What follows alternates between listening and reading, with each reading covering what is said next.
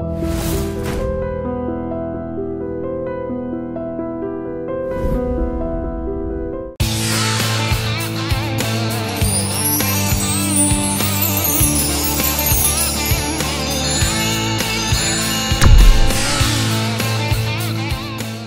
మీరు చెప్పండి సార్, అది ఉత్తర కొరియా అంటే మీరు ట్రంప్ గురించి మాట్లాడారు.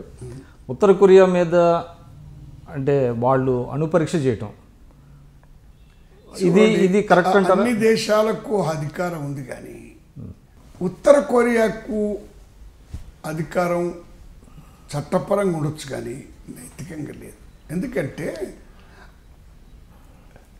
ఇది అంధకారపు యుగాల టంచుల్లో ఉన్నారు.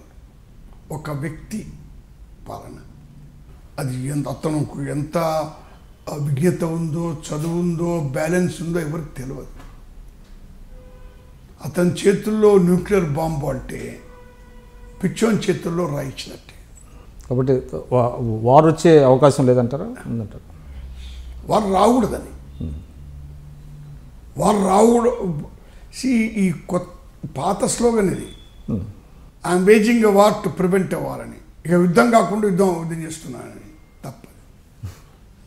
నేను నార్త్ కొరియా వ్యతిరేకంగా సైనికమైన పరిష్కార మార్గం ఉందని నమ్మడం లేదు. అంటే ఈవెన్ చైనా ప్రివేల్ కాలేదంటారా? చైనా ప్రివేల్ కావాలని అమెరికా ప్రయత్నం చేస్తుంది. మరి చైనాకి ఏమి ఇబ్బందో, అమెరికా పరిమితులు ఏమిటో, చైనా పరిమితులు ఏమిటో అవి రాజ్య రహస్యాలు. అవి వాటి గురించి నాకుండే ఆలోచన నాకుంది, కానీ బాధ్యత లేకుండా నేను ఊహాగానం చేయదలుచుకోలేదు. అంటే ప్రస్తావన వచ్చింది కాబట్టి మనం చెప్తున్నాను. ఇప్పుడు బాధ్యత లేకుండా నేను చైనా గురించి చెప్పచ్చు. దేని ఆధారంగా చెప్పామని అడుగుతారు. నేను ఏం చెప్పాలా? నాకుండేటువంటి ద్వేషం వల్ల అని నేను చెప్పాల్సి వస్తుంది. దురుద్దేశమో, ద్వేషమో, ప్రెజుడిసో అని చెప్పాల్సి వస్తుంది. కానీ యుద్ధం చేయడం మాత్రం తప్పు. ఎందుకంటే 1% ఒక్క వెపన్ బయటికి వెళ్ళినా కూడా ఈ హీరోషిమా నాగసాకి కంటే 10 రెట్లు నష్టం అవుతుంది.